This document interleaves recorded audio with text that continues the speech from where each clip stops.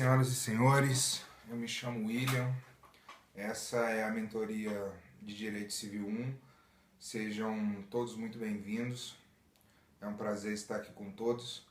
Eu espero que essa instrução seja reveladora, não tão quanto reveladora quanto o Pandora's Paper, porque, né, e caso alguém não esteja entendendo, o Pandora's Paper é tipo o chifre que o brasileiro não quer acreditar.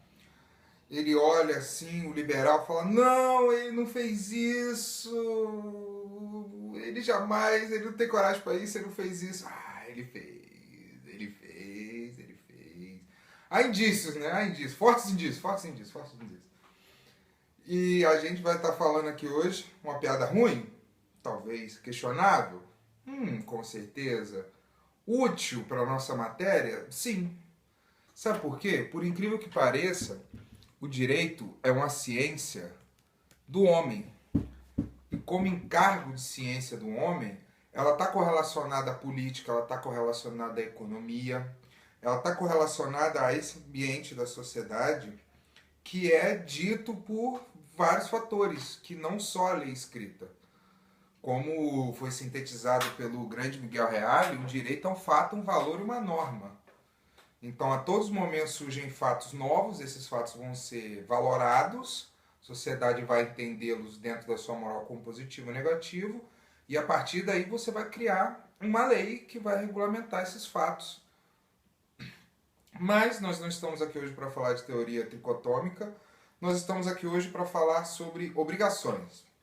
E para entender melhor as obrigações de forma propelêutica, eu acho interessante a gente falar sobre a tradição. Tradição é só aquilo que é velho e ultrapassado? Não, o direito também tem sua tradição.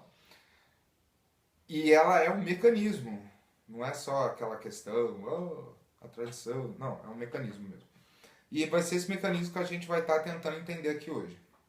Por que por que esse mecanismo é importante para que todos nós podemos entender melhor as obrigações?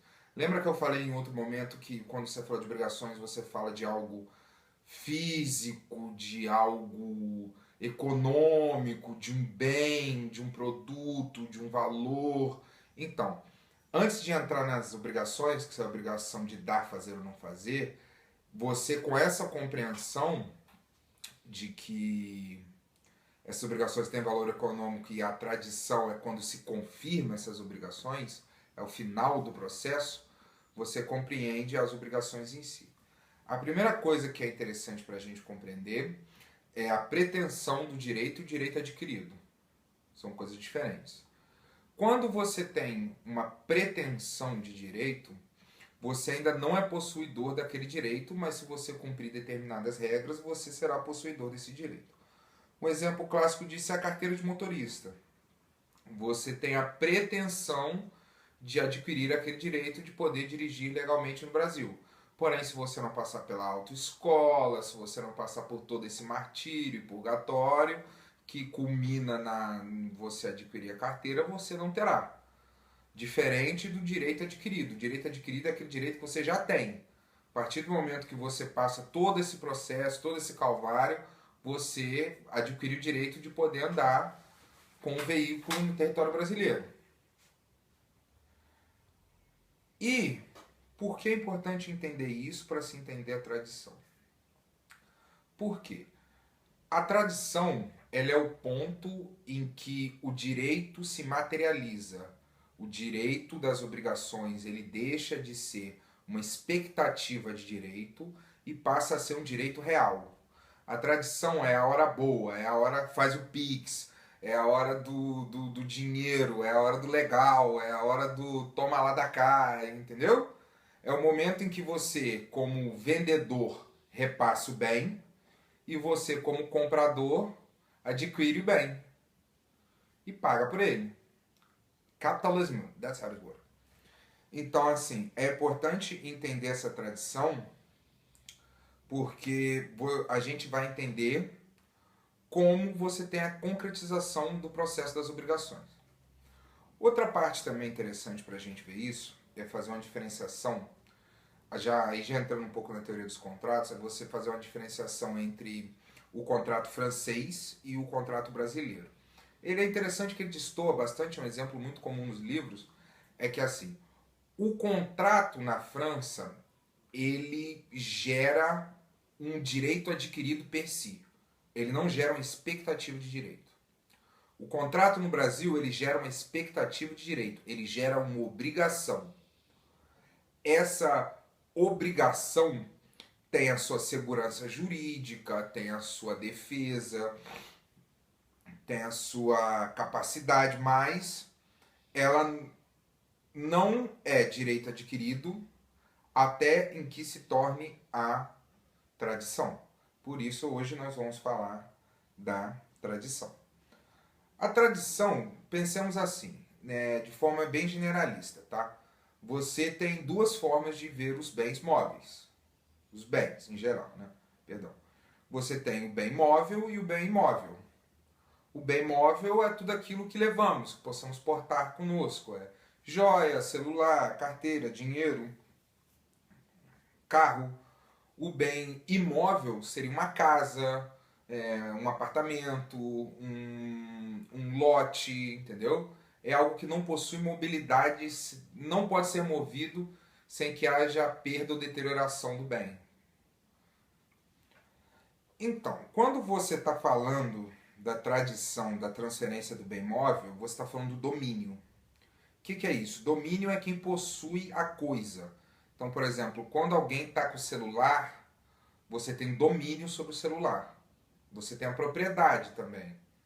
Mas quem anda com o documento do celular? Você não anda com o documento do celular, você não anda com o recibo, com a nota do celular. Você anda com o celular.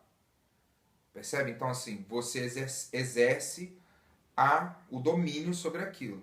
Na tradição, você transfere o domínio daquilo para o seu comprador. Entendeu? O cara chega e fala assim, quanto você quer nesse celular? Fala assim, sei lá, 6 mil. Aí o cara fala, pago. Ele faz o Pix, você tem a confirmação, você entrega o celular, tradição feita. Essa é a tradição de bem móveis. Percebe que ela é mais flexível, ela é mais móvel, ela se adapta melhor, ela é mais maleável. Por quê? Ela é feita das pequenas transações que fazemos no dia a dia. O direito civil ele é muito comum, ele é muito banal até em certo ponto, porque essas pequenas transações que aqui ganham esse vulto, que é vulto até necessário, né, de normalização, são transações banais, feitas no dia a dia, feitas ali no cotidiano. Aí, posteriormente, você vai ter como você vai tratar dos bens imóveis, você já vai falar de algo mais que necessita de uma liturgia maior, de um ritual maior. Que você está falando de um volume de dinheiro maior, você está falando de um bem que não vai que vai ser pago ou utilizado por muitos anos, por 20, 30 anos. Então, por exemplo, quando você vai falar do bem imóvel, você tem o registro de propriedades. Esse registro de propriedades, ele traz essa coisa, esse ritual, você vai lá com o cara assina, a pessoa que está o vendedor assina, o comprador, vocês vão no cartório, você faz a transferência, você faz o registro no bem de imóveis, entendeu? Você passa por todo esse processo de tradição para que você seja o portador daquele bem.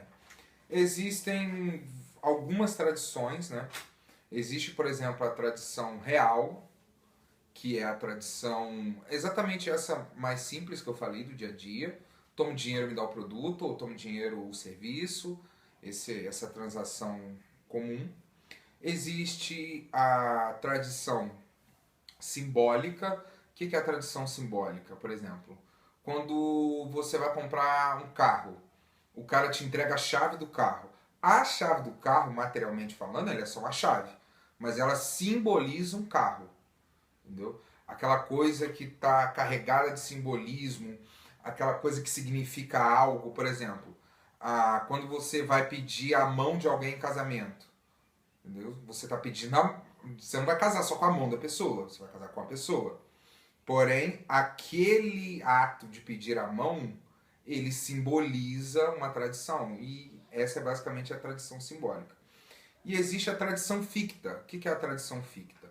Lembra que eu estava falando a diferença entre propriedade e posse? Por exemplo, quando você tem a posse de algo, aquilo está sob sua tutela ou comodato. Ou seja, quem usa aquele bem é você. Certo? Mas o dono pode ou não ser você. Você pode alugar aquilo, você pode ter pegado emprestado, enfim, várias coisas. Quando você tem esse momento em que você está de posse de algo e pergunta para o proprietário se o proprietário aceitaria vender, você está fazendo essa tradição ficta, ou seja, essa tradição ela só acontece no mundo das ideias, no mundo platônico, no mundo do direito. A posse, a materialidade da coisa continua com você, você só vai ser o dono real daquilo, o possuidor de direitos sobre aquilo. Falando sobre ser possuidor de direitos, a gente vai entrar numa tradição que é até um pouco engraçada, mas ela é um pouco um detalhe interessante do Código Civil, que é a tradição putari. E por favor, não excluam isso, pessoal da UGB. É o nome realmente da tradição, está no livro. Vem do latim imaginação. O que é isso? Existe um preceito antigo no direito que diz: você não pode se desfazer do bem que não é seu. Entendeu? Você não pode dar aquilo que não é seu. Ou seja, para você legalmente fazer uma tradição, você legalmente entregar aquele bem, você deve ser possuidor do mesmo. Essa tradição ela é muito utilizada em leilões. Por exemplo, leilões de carro. Quem está ali leiloando o carro, o cara que está ali cantando, dou-lhe uma, dou-lhe duas, dou-lhe três, ele não é o dono do carro. Sim, ele não é o proprietário. Tecnicamente, ele não poderia estar realizando aquela ação. Porém, o Código Civil presume que, como aquilo está sendo feito por extenso público, as pessoas que estão ali estão comprando por boa fé, eles presumem que o dono tem ciência, que o dono autorizou, que o dono vai receber uma parte, mas é uma presunção. Certo? Ou, só para finalizar agora, um ponto interessante da tradição é que a tradição ela pode purificar, ela é retroativa.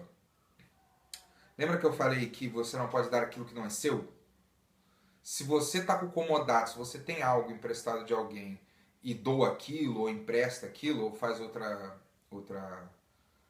elo econômico na cadeia com aquele bem, se você, que fez uma safadeza, digamos de passagem, adquirir esse bem para si, purifica essa relação.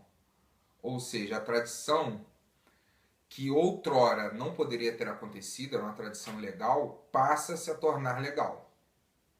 Você tem essa mudança, essa troca de chave aí. É só isso, pessoal. Agradecer a todos. Um abraço a todos aí. Desejo melhor para todo mundo. E bora fazer o bem, que o mundo já está cheio de mal. Muito obrigado.